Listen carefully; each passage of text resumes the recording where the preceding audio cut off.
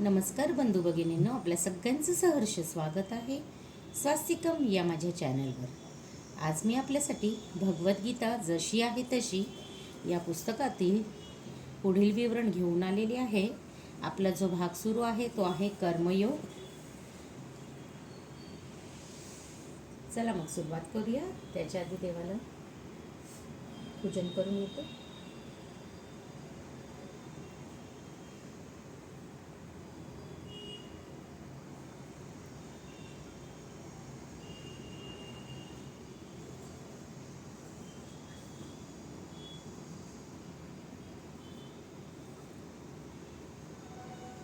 हरे कृष्ण कृष्ण कृष्ण हरे हरे, हरे राम राम राम हरे हरे, हरे कृष्ण कृष्ण कृष्ण हरे हरे, हरे राम राम हरे हरे, हरे कृष्ण कृष्ण कृष्ण हरे हरे, हरे राम हरे राम हरे हरे.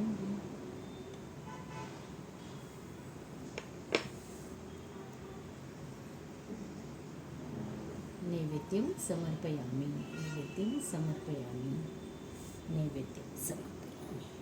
हरे कृष्ण कृष्ण कृष्ण हरे हरे, हरे राम राम राम हरे हरे. राधे कृष्ण राधे कृष्ण. श्री गणेशाय नमः, श्री सरस्वतीभ्यो नमः. हा जो चॅनल आहे ह्याचं सुरू करण्याचा माझा एकच उद्देश होता की जे लोक आहेत ज्यांना वाचता लिहिता येत नाही त्यांनासुद्धा ह्याचं लाभ मिळेल. कारण जितकंच पठणाला महत्त्व आहे तेवढंच श्रवणालाही आहे. तर नक्कीच आपणसुद्धा ह्याचा उपभोग घेऊ शकता. आणि आपल्या आजूबाजूला जे पण लोक असतील जे अशिक्षित असतील त्यांना खरं म्हणजे ऐकायचं वाचायची खूप आवड आहे पण ते वाचू शकत नाही, त्या लोकांपर्यंत हा व्हिडिओ आपण नक्कीच पोहोचू शकता. कारण बऱ्याच लोकांना भगवद्गीता माहिती आहे पण काही लोक अशी आहेत की ज्यांना वाचायची खूप इच्छा आहे पण त्यांना वाचायलाच येत नाही आहे. त्या लोकांपर्यंत हा व्हिडिओ आपण नक्कीच पोहोचवा.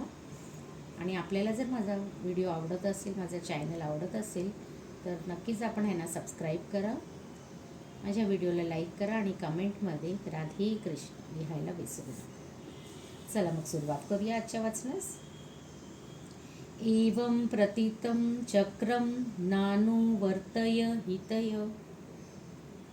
अघायुरिंद्र या रामो मोघम पार्थ स जीवित्य. हे पार्थ, जी व्यक्ती वेदांद्वारे प्रस्थापित यज्ञचक्राचे पालन मनुष्य जीवनामध्ये करीत नाही ती निश्चितपणे पापमय जीवन जगते. अशी व्यक्ती केवळ इंद्रिय तृप्तीकरिता जगत असल्याने व्यर्थच जीवन जगते. तात्पर्य: काबड कष्ट करा आणि इंद्रिय भोग घ्या. या भोगवादी तत्वज्ञानाची निंदा या ठिकाणी भगवंतांनी केली आहे. म्हणून ज्यांना या भौतिक जगाचा भोग घ्यायचा असेल त्यांच्यासाठी उपयुक्त यज्ञचक्राचे पालन करणे अत्यावश्यक आहे. जो अशा नियमाचे पालन करीत नाही तो अधिकाधिक पापी होत गेल्याने अत्यंत संकटपूर्ण जीवन जगत असतो. प्रकृतीच्या नियमानुसार विशेषतया मनुष्य जीवन हे कर्मयोग, ज्ञानयोग किंवा भक्तियोग या तिन्हीपैकी कोणत्याही एका मार्गाद्वारे आत्मसाक्षात्काराची प्राप्ती करण्यासाठी पाप आणि पुण्याच्या पलीकडे असणाऱ्या अध्यात्मवादी लोकांसाठी वेदवर्णित यज्ञाचे कठोरतेने पालन करण्याची आवश्यकता नाही. पण जे इंद्रिय तृप्तीमध्ये रत आहेत त्यांच्या शुद्धीकरणासाठी उपयुक्त यज्ञचक्राचे पालन करणे अत्यावश्यक आहे. कर्माचे विविध प्रकार आहेत. जे कृष्ण भावना भावित नाहीत ते निश्चितपणे इंद्रिय विषयात दंग आहेत, म्हणून त्यांना पुण्यकर्मे करणे जरुरी असते. यज्ञ पद्धती अशा रीतीने इंद्रिय तृप्तीच्या कर्मफलांमध्ये न गुरफटता तृप्त करू शकते. जगाची समृद्धी आपल्या प्रयत्नावर अवलंबून नाही, तर ती भगवंतांनी केलेल्या पूर्वनियोजित व्यवस्थेवर अवलंबून असते. या व्यवस्थेची अंमलबजावणी प्रत्यक्ष देवदेवतांकडून केली जाते. म्हणून वेदांमध्ये सांगण्यात आलेले यज्ञ प्रत्यक्षपणे विशिष्ट देवदेवतांना उद्देशून असतात. अप्रत्यक्षपणे हे कृष्ण भावनेचेच आचरण आहे. कारण जेव्हा व्यक्ती यज्ञ करण्यामध्ये निपुण होते तेव्हा ती निश्चितपणे कृष्ण भावना भावित बनते. पण जर यज्ञ करण्याचे मनुष्य कृष्ण भावना भावित होत नसेल तर अशा तत्वांना केवळ नैतिक आचारसंहितेचा मानले जाते. म्हणून एखाद्याने केवळ नैतिक आचारसंहितापर्यंतच आपली प्रगती कुंठित न करता कृष्ण भावनेच्या प्राप्तीसाठी त्यांच्याही पलीकडे गेले पाहिजे. यत्सावतर्मरितव स्यादात्म तृप्तश्च मानवः आत्मनेव च संतुष्ट संतस्य कार्य न विद्यते. पण जो आत्म्यातच रममाण झाला आहे, ज्याचे जीवन आत्मसाक्षात्कारी आहे आणि जो पूर्णपणे संतुष्ट होऊन आत्म्यामध्ये समाधानी आहे, त्याला काही कर्तव्य राहत नाही. तात्पर्य, जो मनुष्य पूर्णपणे कृष्ण भावना भावित असून आपल्या कृष्ण भावना भावित कर्मामध्ये संतुष्ट आहे, त्याला इतर पर काही कर्तव्य करावेचे राहत नाही.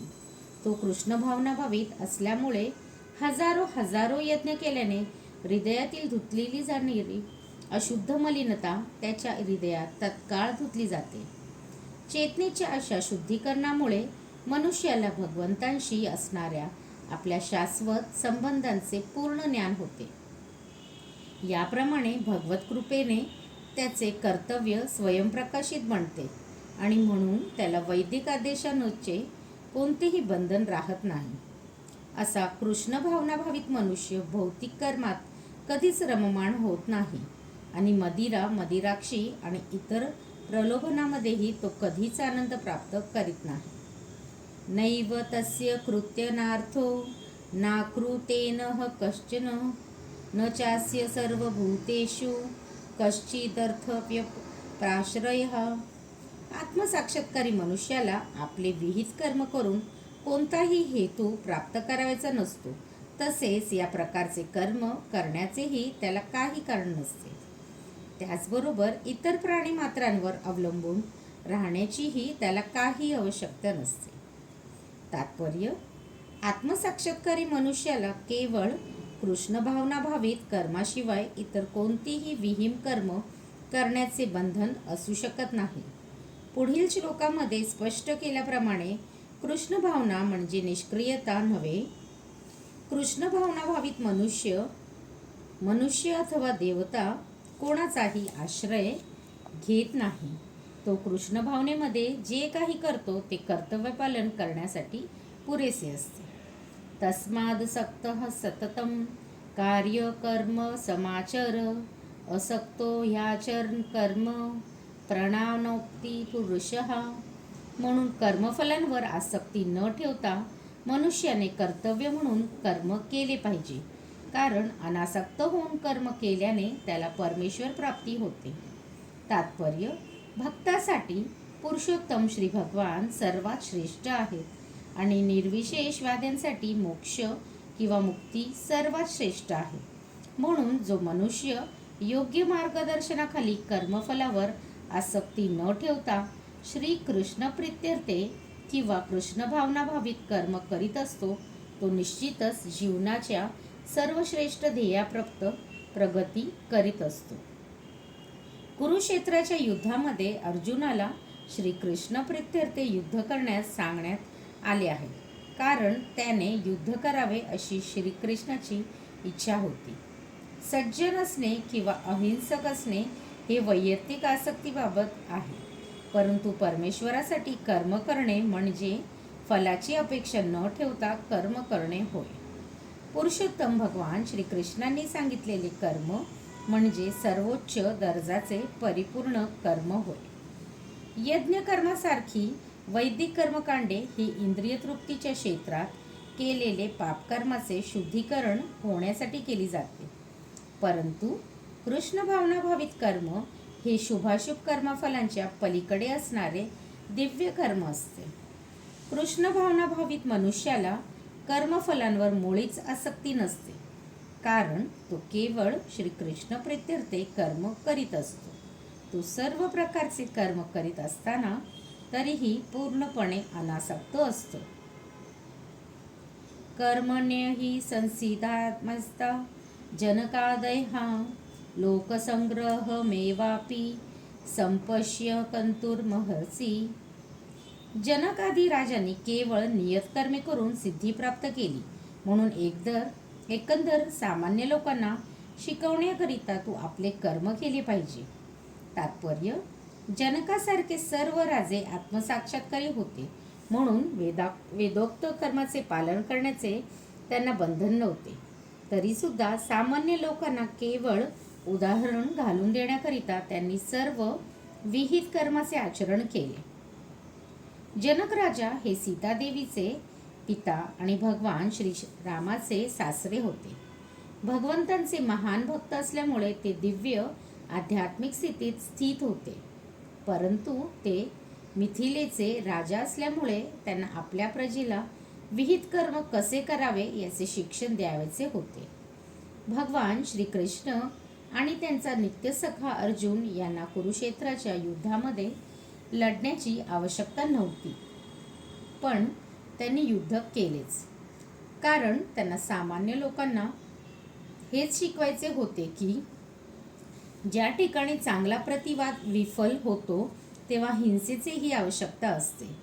कुरुक्षेत्राच्या युद्धापूर्वी स्वतः भगवंतांनीही युद्ध टाळण्यासाठी सर्व प्रकारे प्रयत्न केले होते, पण विपक्ष युद्ध करण्यासाठी निश्चयी होता. यास्तव अशा योग्य कारणासाठी युद्धाची आवश्यकता असतेच. कृष्ण भावनामध्ये स्थित असलेल्या व्यक्तीला जरी या जगाबद्दल यत्किंचितही आस्था नसली तरी तो लोकांना कसे जीवन जगावे आणि कसे कर्म करावे हे त्यांना शिकविण्यासाठी कर्म करतो. कृष्ण भावनेतील अनुभवी व्यक्ती असे आचरण करू शकते की त्यामुळे इतर सर्वजण त्याचे अनुसरण करतात. याचेच वर्णन पुढील श्लोकात करण्यात आले आहे. यद्यदाचरित श्रेष्ठस्तत देवतरो जनः यत्मप्रमाण कुरुते लोकस्तद नुर्वर्तते. श्रेष्ठ व्यक्ती जे जे करते त्याचे अनुसरण सामान्यजन करतात. आपल्या अनुसरणीय कृत्यांनी ते जे जे आदर्श घालून देते त्यानुसार सारे जग कार्य करते. तात्पर्य: सामान्य जनांना अशा नेत्याची नेहमी गरज असते, जो व्यावहारिक आचरणामध्ये लोकांना शिक्षित शकतो. जर एखादा नेता स्वतःच धूम्रपान करीत असेल तर लोकांना धूम्रपान बंद करा असे शिकवू शकत नाही. श्री चैतन्य महाप्रभूंनी सांगितले आहे की एखाद्या शिक्षकाने शिकवण्यास प्रारंभ करण्यापूर्वी योग्य वर्तन केले पाहिजे. जो या प्रकारे शिकवितो त्याला आचार्य किंवा आदर्श शिक्षक म्हटले जाते. म्हणून सामान्य लोकांना शिक्षित करण्यासाठी शिक्षकाने शास्त्रांच्या तत्वांचे पालन करणे अत्यावश्यक आहे. एखादा शिक्षक हा प्रमाणित शास्त्रांच्या तत्वांविरुद्ध कोणतेही नियम निर्माण करू शकत नाही. मनुसंहिता त्याचप्रमाणे इतर शास्त्रांना मानव समाजाने पालन करण्यायोग्य असे आदर्श ग्रंथ मानले जातात. म्हणून नेत्याची शिकवण ही अशा आदर्श शास्त्रांच्या सिद्धांतावर आधारित असली पाहिजे. जो स्वतः उत्पन्न होऊ इच्छितो त्याने महान आचार्यांनी अनुसरण केलेले आदर्श सिद्धांताचे पालन करणे आवश्यक आहे. श्रीमद भागवत ही निश्चितपणे सांगते की मनुष्याने महान भगवत भक्तांच्या पावलांचे अनुसरण करणे आवश्यक आहे आणि आध्यात्मिक साक्षात्काराच्या पथावरील प्रगतीचा हाच योग्य मार्ग आहे. राजा किंवा राजाचे कार्यकारी प्रमुख, प्रशासक, पिता आणि शालेय शिक्षक या सर्वांना सामान्य साध्या भोळ्या निष्पाप लोकांचे स्वाभाविक नेते मानण्यात येते. या सर्व स्वाभाविक नेत्यांवर त्यांच्यावर अवलंबून असणाऱ्या लोकांची मोठी जबाबदारी असते. याचसह त्यांनी नैतिक आणि आध्यात्मिक संहिता असणाऱ्या सर्व आदर्श ग्रंथांमध्ये पारंगत असणे अत्यावश्यक आहे. न मे पार्थस्ति कर्तव्यं त्रिषु लोकेषु किंचन वाप्तव्यं वर्त एव च कर्मणि. हे पार्थ, या तिन्ही लोकांमध्ये माझ्यासाठी कोणतेही नियत कर्म नाही. मला कशाची उणीव नाही. तसेच मला काही प्राप्त करावयाची आवश्यकताही नाही. आणि तरीसुद्धा मी नियत कर्माचे आचरण करतो. तात्पर्य: वेदांमध्ये पुरुषोत्तम श्री भगवान यांचे वर्णन पुढील प्रमाणे करण्यात आलेले आहे.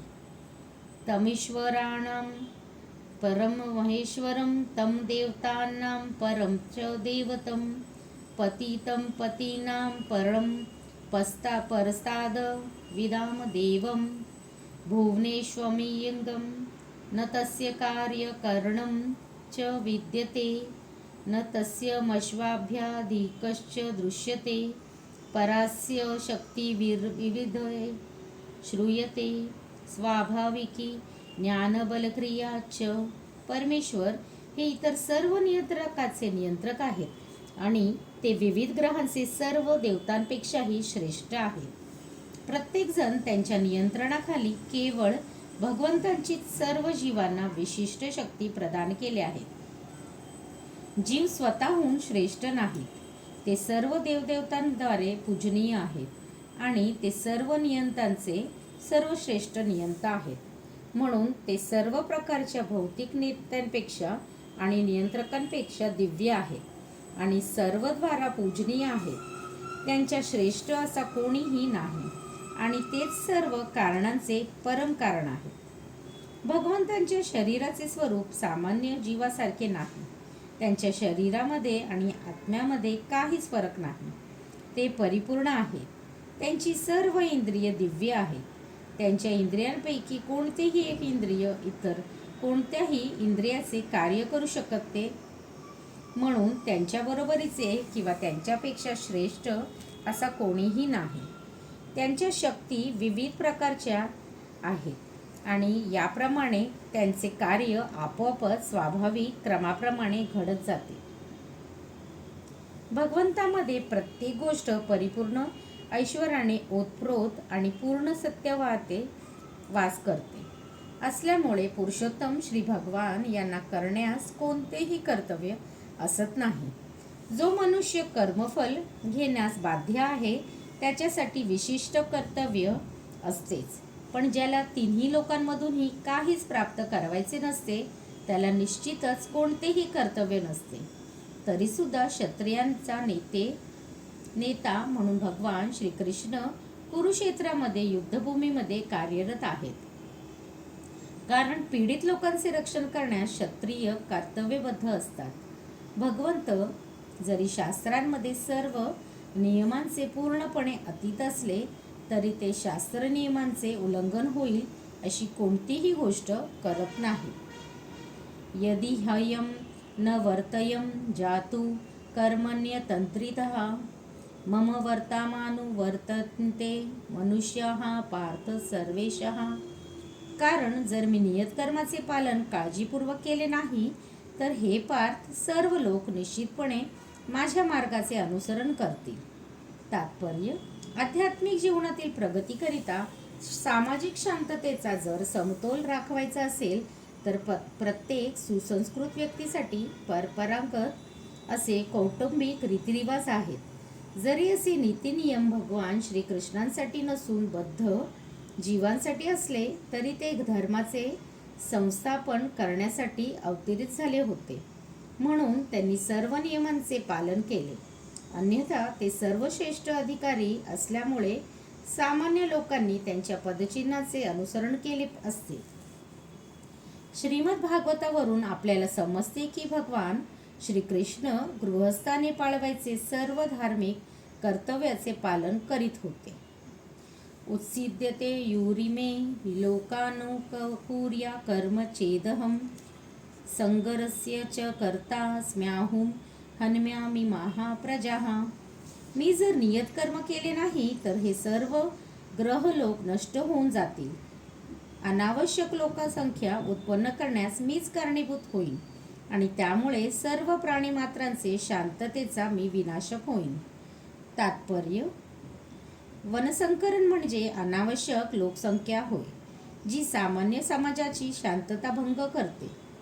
या सामाजिक शांततेचा प्रतिबंध करण्यासाठी शास्त्रप्रमाणित नीतिनियम आहेत, ज्यामुळे प्रजा आपोआपच शांत आणि जीवनातील आध्यात्मिक प्रगतीकरिता संघटित होऊ शकते. जेव्हा भगवान श्रीकृष्ण अवतरित होतात तेव्हा स्वाभाविकपणेच ते अशा विधिविधानाचे पालन करतात,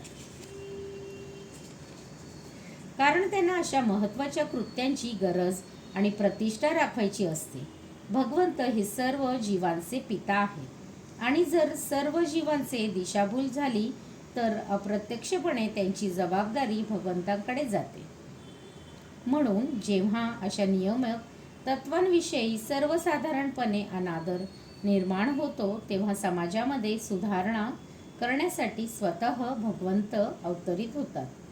तरीसुद्धा आपण काळजीपूर्वक जाणले पाहिजे की जरी आपल्याला भगवंतांच्या पदचिन्हांचे अनुसरण केले पाहिजे तरी आपण त्यांचे अनुकरण करू शकत नाही.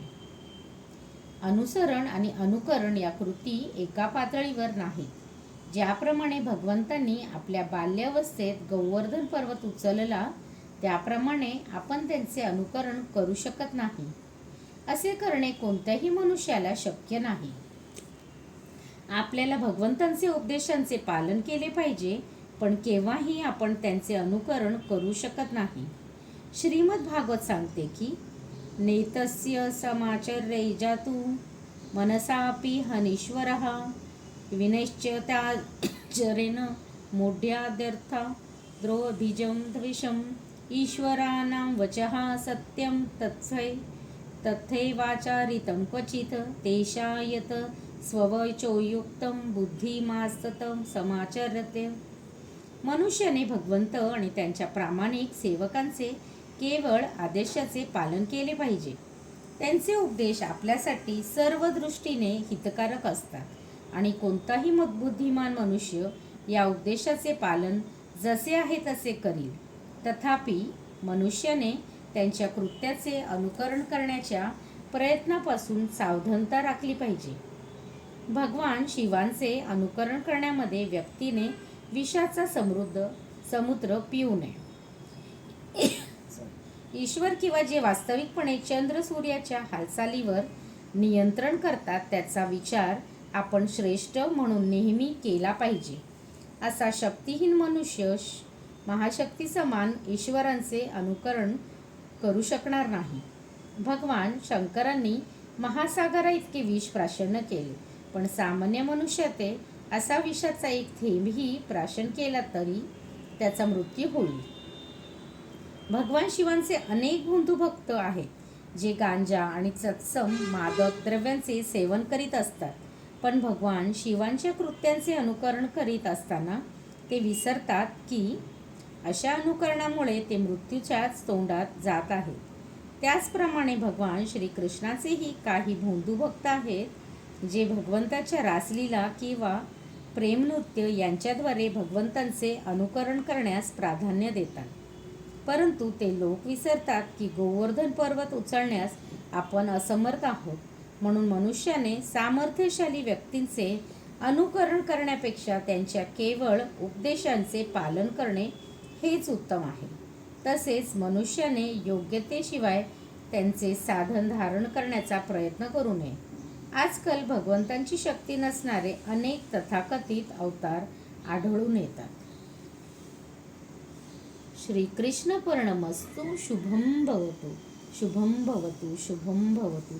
राधे कृष्ण, राधे कृष्ण, कृष्ण कृष्ण हरे हरे, राधे कृष्ण, राधे कृष्ण. श्रीकृष्ण पूर्णमस्तु. शुभम भवतु, शुभम भवतु, शुभम भवतु. राधे कृष्ण. धन्यवाद.